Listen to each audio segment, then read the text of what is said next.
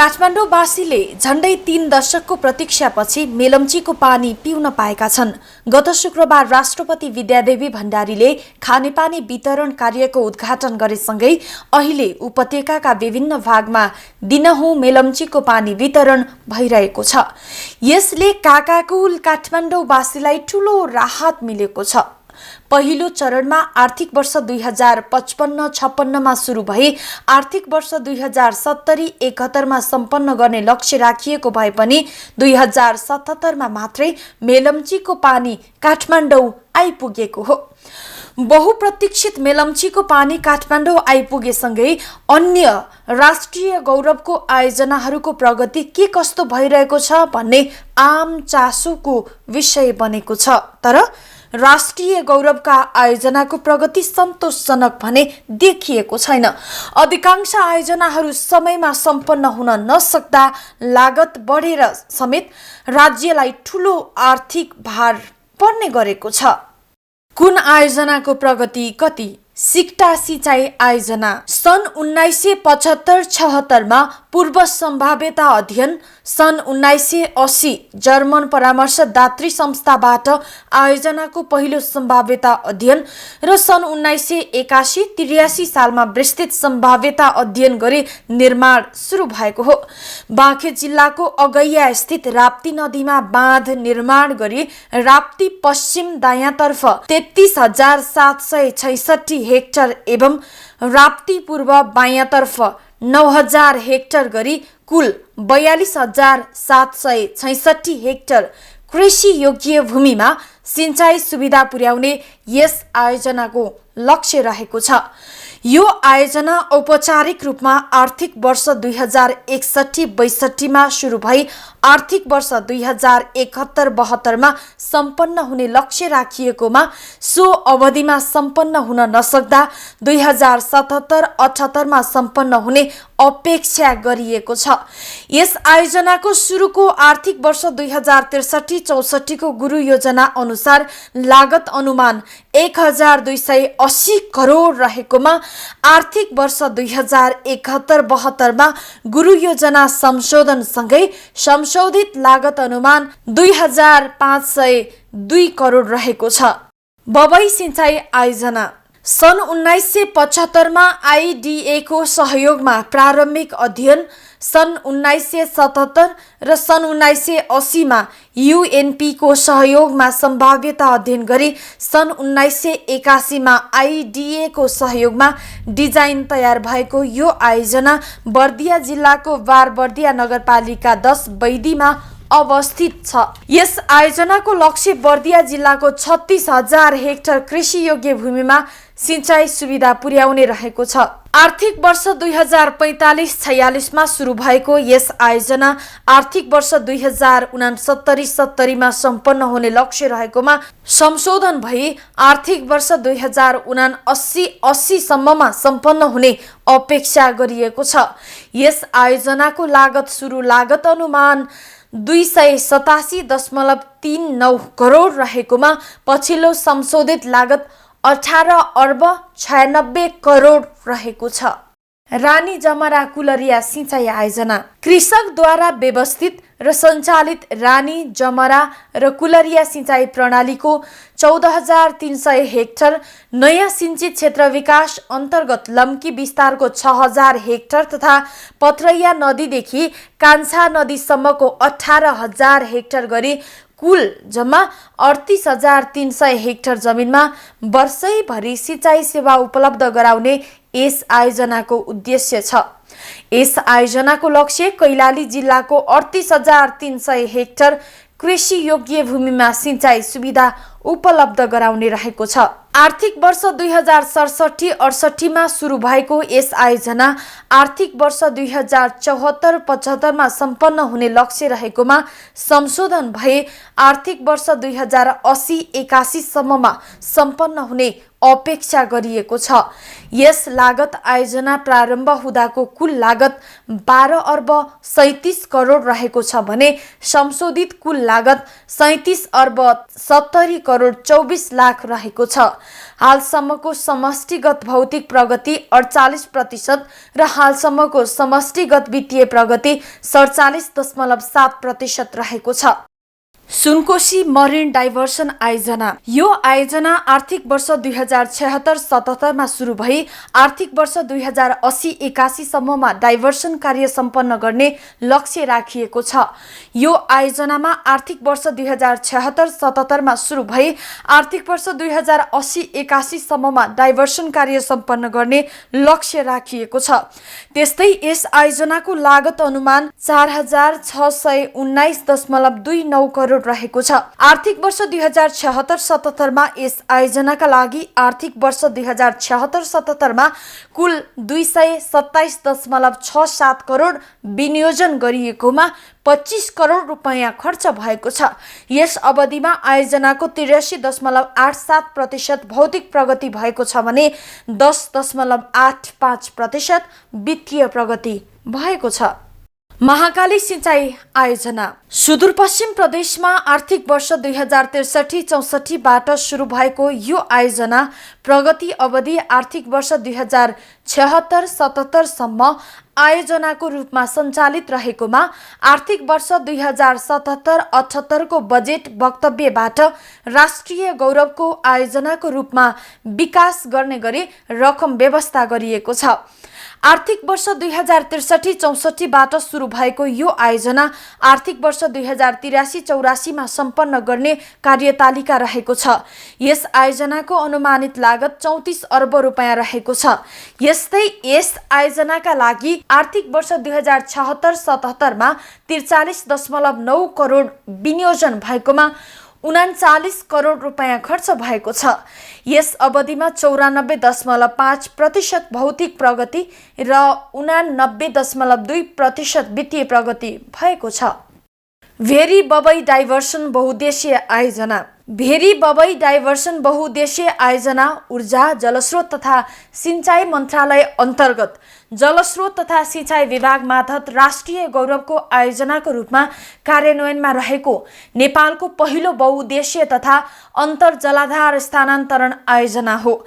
यस आयोजना आर्थिक वर्ष 2068-69 मा सुरु भई आर्थिक वर्ष 2079-80 मा सम्पन्न हुने अपेक्षा गरिएको छ। जिल्लाको करिब 51,000 हेक्टर भूमिमा 12 महिना सिंचाई सुविधा उपलब्ध हुने तथा करिब 150 मिटर हेडको सदुपयोग गर्दै नियमित रूपमा 46.8 मेगावाट विद्युत उत्पादन गर्ने लक्ष्य रहेको छ। यस आयोजना आर्थिक वर्ष 2068-69 आयोजना आर्थिक वर्ष 2079-80 हुनेछ। आयोजनाको कुल लागत 16 अर्ब 43 करोड र संशोधित लागत 33 अर्ब 90 करोड रुपैयाँ हुनेछ। बुढी गण्डकी जलविद्युत आयोजना। बुढी गण्डकी जलाशययुक्त जलविद्युत आयोजनाको निर्माणबाट कुल 1200 मेगावाट विद्युत उत्पादन गरी मुलुकको आर्थिक सामाजिक रूपान्तरणका लागि आवश्यक विद्युतीय ऊर्जा उपलब्ध गराउने लक्ष्य लिएको यो आयोजना धादिङ र गोर्खा जिल्लामा अवस्थित छ। यो आयोजना आर्थिक वर्ष 2069-70 मा सुरु भएको हो भने आर्थिक वर्ष 2077-78 मा सम्पन्न गर्ने लक्ष्य राखिएको छ। आयोजनाको कुल लागत 260 अर्ब रहेको छ। यस आयोजनाको आर्थिक वर्ष 2076-77 को बजेट 586.67 करोड रहेको छ, जसमध्ये 582 करोड खर्च भएको छ। यस अवधिमा 94.05% भौतिक प्रगति भएको छ भने 79.15% वित्तीय प्रगति भएको छ। विद्युत प्रसारण आयोजना। काठमाडौँको लप्सेफेदीदेखि धादिङ जिल्लाको गल्छी रातेमाटेसम्म र दमौली भरतपुर बुटोल प्रसारण लाइन निर्माण गर्ने यस आयोजनाको लक्ष्य रहेको छ। अमेरिकी सरकारी निकाय मिलेनियम च्यालेन्ज कर्पोरेसनबाट प्राप्त हुने 50 करोड डलर अनुदान सहायता र नेपाल सरकारले सहलगानी गर्ने 13 करोड अमेरिकी डलर गरी जम्मा 63 करोड अमेरिकी डलर करिब 75 अर्ब नेपाली रुपैयाँ लागत रहेको छ। पश्चिम सेती जलविद्युत आयोजना। सुदूरपश्चिम क्षेत्रको विकासमा आमूल परिवर्तन ल्याउने सम्भावना बोकेको कार्यान्वयन क्षेत्र डोटी, डडेलधुरा, बैतडी र बझाङ रहेको यस आयोजनाबाट 750 मेगावाट विद्युत उत्पादन हुने अनुमान गरिएको छ। यस आयोजनाको लागि अनुमानित कुल लागत 2 खर्ब 73 अर्ब 85 करोड रहेको छ। आर्थिक वर्ष 2067-68 सुरु भएको र संशोधित सम्पन्न हुने वर्ष यकिन भएको छैन। यस आयोजनाको अवधि आर्थिक वर्ष 2067-68 सुरु भएको हो भने कहिलेसम्म सम्पन्न हुन्छ भन्ने प्रश्न छैन। यस योजनाको संशोधित लागत 2 खर्ब 73 अर्ब 85 करोड कार्यान्वयनको अवस्था आर्थिक वर्ष 2073-74 सम्मको स्थिति यस आयोजनाबाट 750 मेगावाट विद्युत उत्पादन गर्ने अनुमान गरिएको छ। गौतम बुद्ध अन्तर्राष्ट्रिय विमानस्थल रूपन्देही जिल्लामा अवस्थित मौजूदा गौतम बुद्ध विमानस्थलको धावन मार्गलाई नयाँ धावन मार्ग, अन्तर्राष्ट्रिय भवन, एयरपोर्ट अपरेसन, प्रशासनिक भवन, कन्ट्रोल टावर, अग्नि नियन्त्रण तथा जीवनोद्धार भवन लगायतका सञ्चार तथा पथ प्रदर्शक सामग्रीहरू जडान गरी अन्तर्राष्ट्रिय विमानस्थलको रूपमा स्तरोन्नति गर्ने र मुलुकमा अर्को वैकल्पिक अन्तर्राष्ट्रिय विमानस्थल निर्माण गर्न यो आयोजना सुरु गरिएको हो। दिगो पर्यटन विकासका लागि मुलुकमा अर्को वैकल्पिक अन्तर्राष्ट्रिय विमानस्थल निर्माण गर्ने यस आयोजनाको लक्ष्य रहेको छ। यो आयोजना सन् 2014 डिसेम्बर 31 देखि डिसेम्बर 30, 2020 सम्म सम्पन्न गरिसक्नु पर्ने गरी सुरु भएको थियो। 30 अर्ब 91 करोड लागत रहेको यस परियोजना आर्थिक वर्ष 2076-77 मा विनियोजित रकम 333.64 करोड रहेकोमा 163 करोड खर्च भएको छ। यस अवधिमा आयोजनाको 85% भौतिक प्रगति भएको छ, वित्तीय प्रगति 49% भएको छ।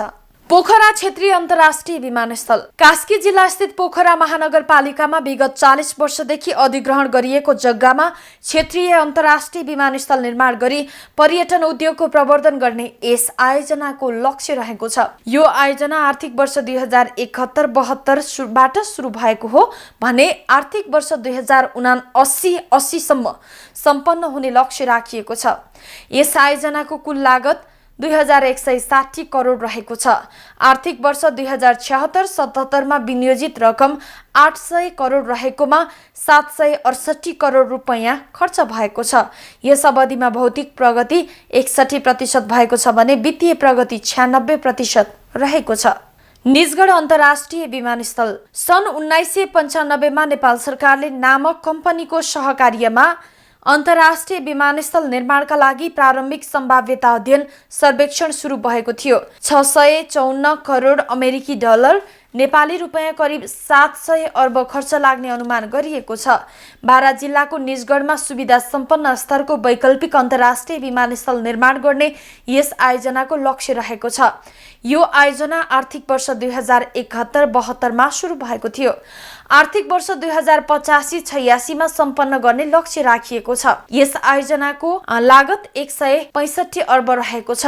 यस आयोजनामा विनियोजित रकम 123 करोड र खर्च भएको रकम 8 करोड रुपैयाँ हो। रेलवे तथा मेट्रो विकास आयोजना नेपाल सरकार भौतिक पूर्वाधार तथा यातायात मन्त्रालय रेल विभाग अन्तर्गत रहेको रेल, मोनोरेल तथा मेट्रो रेल विकास आयोजना आर्थिक वर्ष 2066-67 देखि कार्यान्वयनमा रहेको छ। पूर्व पश्चिम रेलमार्ग, काठमाडौँ वीरगञ्ज रेलमार्ग, खेरुङ काठमाडौँ पोखरा लुम्बिनी रेलमार्ग तथा भारतीय रेलसँग जोड्ने गरी विभिन्न 6 स्थानमा अन्तर्देशीय रेलमार्ग निर्माणमा आफ्ना क्रियाकलापहरू केन्द्रित गर्दै अगाडि बढेको छ। आयोजना आर्थिक वर्ष 2066-67 मा सुरु भएको हो भने निर्माण सम्पन्न अवधि यकिन भएको छैन। यस आयोजनाको लागत 70 अर्ब 61 करोड रहेको छ। आर्थिक वर्ष 2076-77 मा यस आयोजनाका निम्ति 725.52 करोड विनियोजन गरिएको थियो भने 530 करोड खर्च भएको छ। यस आयोजनाको भौतिक प्रगति 78.64% रहेको छ भने वित्तीय प्रगति 73% रहेको छ। हुलाकी लोकमार्ग नेपालको पूर्व पश्चिम हुँदै तराईका बस्तीहरूमा यातायातको सहज पहुँच विस्तार गर्ने लक्ष्य लिएको यस हुलाकी लोकमार्ग आयोजनाले पूर्वमा झापा केचनादेखि पश्चिममा कञ्चनपुर दोधारा चाँदनीसम्मको भूभागलाई जोड्नेछ। हुलाकी राजमार्गको कुल लम्बाइ 1792.42 किलोमिटर सडक निर्माण तथा स्तरोन्नति गर्ने र सो सडकमा पर्ने पुल 219 वटा समेत निर्माण गर्ने आयोजनाको लक्ष्य रहेको छ। यो आयोजना आर्थिक वर्ष 2066-67 देखि आर्थिक वर्ष 2079-80 सम्म गरिसक्नु पर्नेछ। यस योजनाको प्रारम्भिक लागत अनुमान 47 अर्ब 24 करोड र संशोधित लागत 65 अर्ब 20 करोड रहेको छ।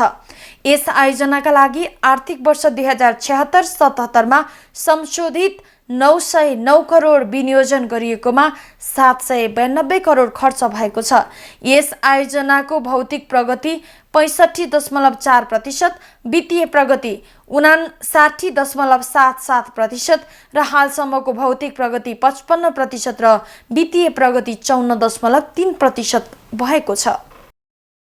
पुष्पलाल मध्य पहाडी लोकमार्ग पूर्वी नेपालको पाँचथर जिल्लामा रहेको चियो भन्ज्याङदेखि पश्चिममा बैतडी जिल्लाको झुलाघाटसम्म डबल लेन स्तरमा कालोपत्रे सहितको सडक निर्माण गर्दै पहाडका बस्तीहरूमा यातायातको सहज पहुँच विस्तार गर्ने सोच सहित कुल संशोधित लम्बाई 1879 किलोमिटर र 129 वटा पुल निर्माण लक्ष्य रहेको यस लोकमार्गले मध्य पहाडका 26 जिल्ला 215 बस्तीहरूलाई यातायात सञ्जालमा जोड्दै मध्य पहाडमा बसोबास गर्ने करिब 1 करोड जनता प्रत्यक्ष लाभान्वित हुने लक्ष्य राखिएको छ। यो आयोजना आर्थिक वर्ष 2064-65 देखि 2073-74 सम्ममा सुरु भएको थियो भने 2079-80 सम्ममा सम्पन्न गर्ने लक्ष्य राखिएको छ।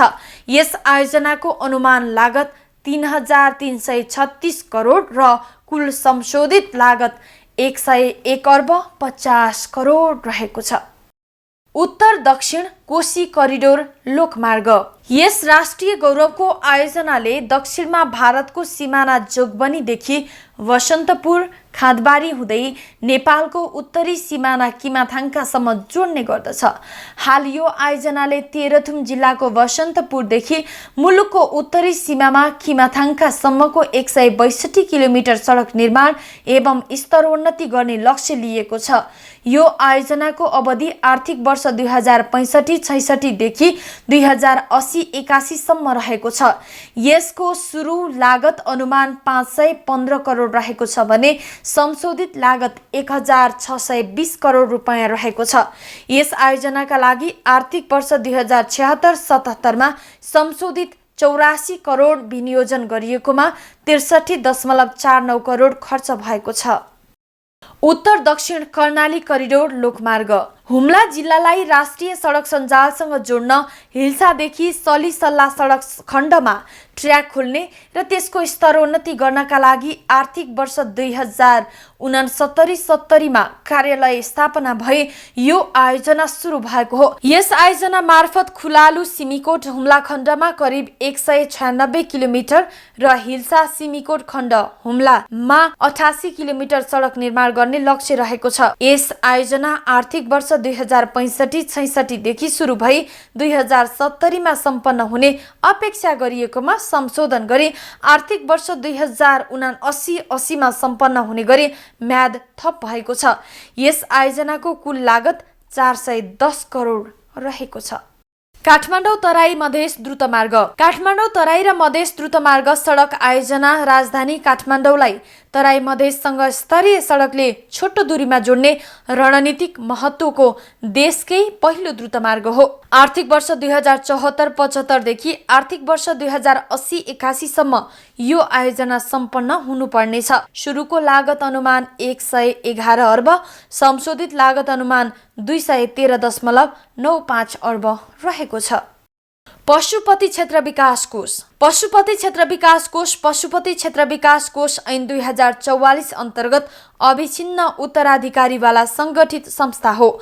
यो आयोजना आर्थिक वर्ष 2070-71 देखि राष्ट्रिय गौरवका आयोजनामा समावेश गरिएको हो। पशुपति क्षेत्रलाई धार्मिक, सांस्कृतिक एवं पर्यटनको नमुना क्षेत्रका रूपमा विकास गरी हिन्दूहरूको अन्तर्राष्ट्रिय तीर्थस्थल बनाउने यस आयोजनाको लक्ष्य रहेको छ। आर्थिक वर्ष 2070-71 मा सुरु भई आर्थिक वर्ष 2078-79 मा सम्पन्न गर्ने लक्ष्य रहेको छ। लुम्बिनी क्षेत्र विकास कोष भगवान बुद्धको पवित्र जन्मस्थल लुम्बिनी तथा भगवान बुद्धको जीवनसँग प्रत्यक्ष र परोक्ष रूपमा सम्बन्ध रहन गएका तिलौराकोट, प्राचीन कपिलवस्तु, गोटीहवा, निग्लीहवा, सगरहवा, सिसनियाकोट, कुदान, कपिलवस्तु, देवदह रूपन्देही, रामग्राम नवलपरासी पुरातात्विक क्षेत्रको अन्वेषण, उत्खनन, संरक्षण तथा विकास गर्न लुम्बिनी विकास कोष ऐन 2042 द्वारा लुम्बिनी विकास कोष गठन भएको हो।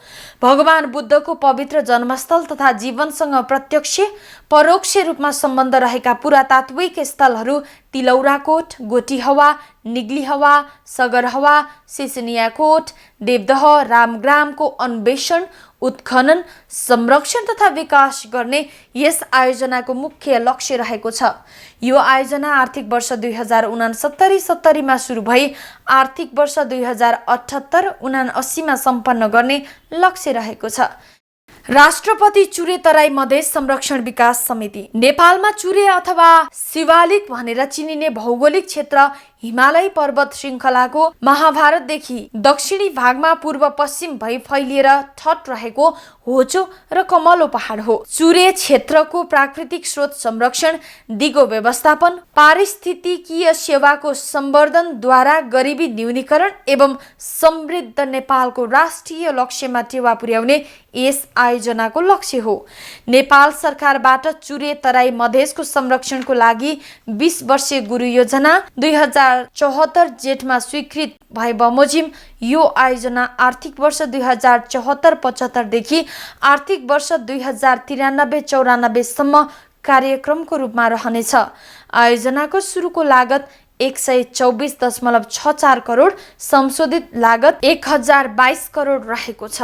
यस्तै जानकारीमूलक र रमाइला भिडियो हेर्नका लागि लोकपथ टिभीलाई सब्स्क्राइब गर्नुहोस् अनि छेउमा रहेको बेल आइकनलाई क्लिक गर्न नबिर्सनुहोस्।